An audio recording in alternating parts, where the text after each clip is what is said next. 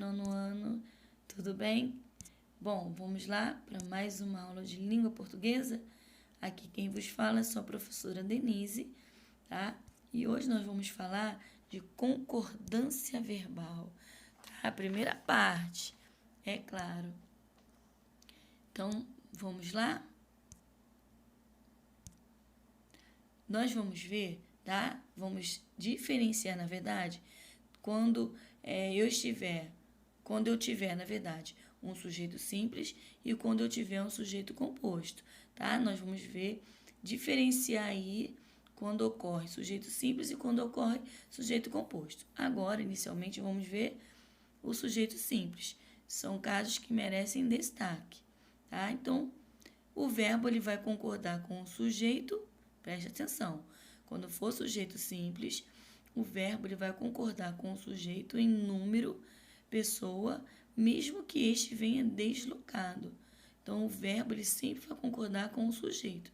Se o sujeito está no singular, ele vai estar no singular. Se o sujeito estiver no plural, ele vai estar no plural. Tá ok? Em suma, o que é a concordância verbal? Concordância é igualdade, tá? Igualdade de número e pessoa entre o verbo e o sujeito, tá? Para a gente não se esquecer. Vamos ver os exemplos? Notem aqui. Estamos falando de sujeito simples, né? Nós fomos estudar na casa da Marina. Olha aí. O verbo, ele está concordando, tá? Com o sujeito, que é nós. Quem foi estudar na casa da Marina? Nós fomos.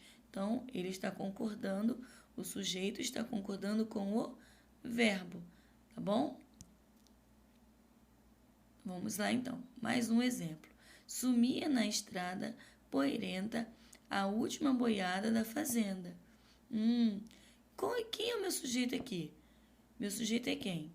A última boiada da fazenda, não é? E quem é o núcleo do sujeito? É a boiada. Então, boiada, ela está, né, o sujeito, o núcleo de sujeito está na terceira pessoa do singular. Logo, o verbo também vai estar na terceira pessoa do singular. Entendeu? Até aqui? Bom, resumindo, não importa a posição dele dentro da oração.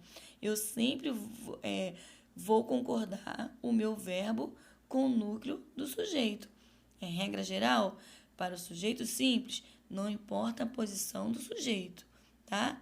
Dentro da minha oração, o verbo sempre vai concordar com ele. Bom, vamos ver agora os casos especiais do sujeito composto, que merecem destaque. Regra geral, quando o sujeito é composto estiver posicionado antes do verbo, este ficará no plural. Vamos ao exemplo, então. Vamos lá. Felipe e Pedro deslizaram na pista. Bom, quem aí é o meu sujeito? Felipe e Pedro. Então, logo, Felipe e Pedro, tá? O verbo vai concordar com o meu núcleo, que seria eles, né? Então, eles deslizaram, tá bom? Muito fácil, não é? Mas só que nós temos alguns casos especiais. Até aqui foi fácil. Vamos ver esses casos especiais? Bom, o verbo ele pode ficar presta atenção. O verbo pode ficar no singular em dois casos. Primeiro caso, quando os dois núcleos são sinônimos, tá? Vamos ver o exemplo. A paz e a tranquilidade envolveram-no. Professora, eu não lembro o que é sinônimo. Sinônimo são palavras, tá? Que têm o mesmo significado, tá? Ou seja, paz e tranquilidade. Paz e tranquilidade têm o mesmo significado aí, não é isso? Então, são sinônimas entre si. Se os dois sujeitos tiverem essa relação aí de sinônimo, tá? Opa, peraí, eu voltei.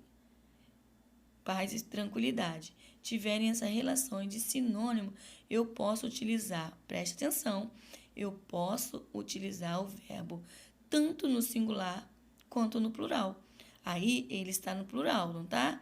Envolveram no, mas eu também posso usar envolveu o, tá? Como assim, professora?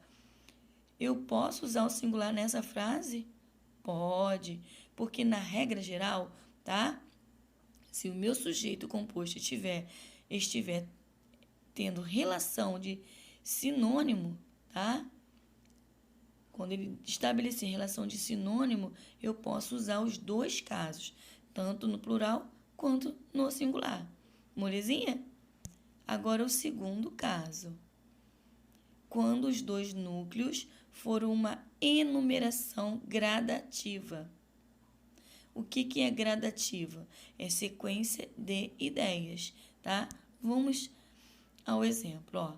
A angústia e a inquietação, o desespero. Olha aí, a angústia, a inquietação, o desespero. Não é uma enumeração gradativa? Não tem uma sequência de ideias aí? Sim? O que tudo isso fez? O dominaram.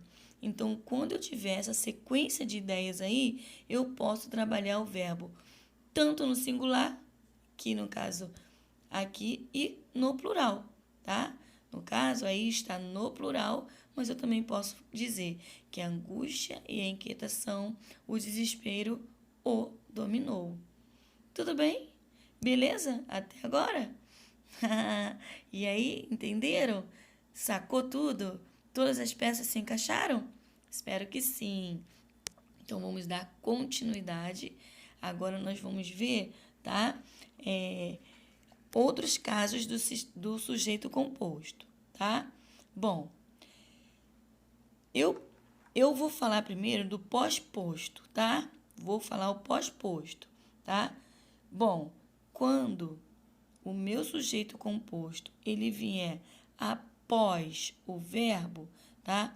Este poderá concordar com o plural ou só com o primeiro elemento, tá bom? Ou, como aí está dizendo, o mais próximo. Como assim, professora? Eu posso concordar tanto com o plural como também com o elemento que estiver mais próximo? Sim, que é o meu sujeito, né? Então, ó, voltar ao hotel, o turista e a polícia. Quem que voltou ao hotel, gente? O turista e a polícia. Então, aí é como se fosse eles. Está no plural, não é isso? Então, eu posso falar voltaram, porque eles voltaram.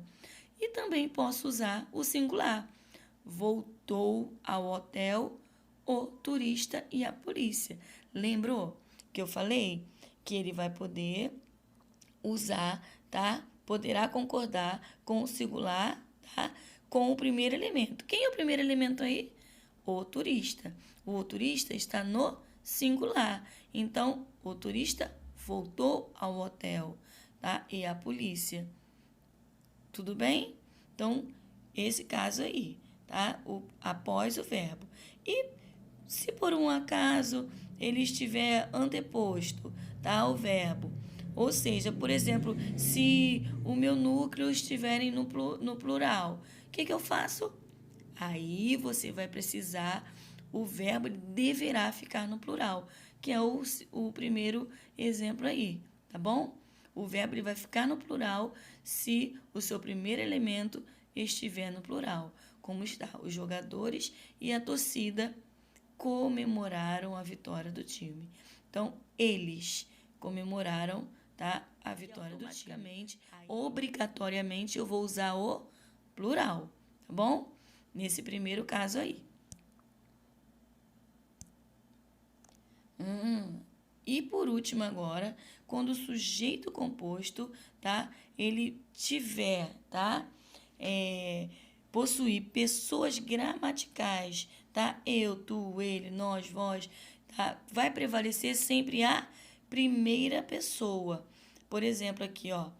Eu, tu e ele. Equivale a quem? A nós, tá? Então, é nós faremos a pesquisa. No caso, a primeira pessoa. Tudo bem, galera? E quando, tá? Quando for tu e ele, que é tu e ele, é como se fosse vós, reivindicaste, tá? Se tivesse somente o ele, seria reivindicaram. Se só tivesse o eles, tá? O ele, perdão. Como só que tem tu e ele, é como se equivale a vós, tá? Equivale a vós. Então, lembrando, quando tenho a segunda e a terceira pessoa, que seria tu e ele, tá? Tu e ele, eu sempre devo concordar com a segunda pessoa, que equivale a vós, tá? Agora, quando tiver eu, tu e ele, eu vou concordar, tá? Com o que vai prevalecer aí é a primeira pessoa, que é nós. Tá bom, galera? E é isso aí. A nossa matéria de hoje. Essa é a primeira parte. Fim da apresentação. Vamos lá para a nossa atividade de aula, tá?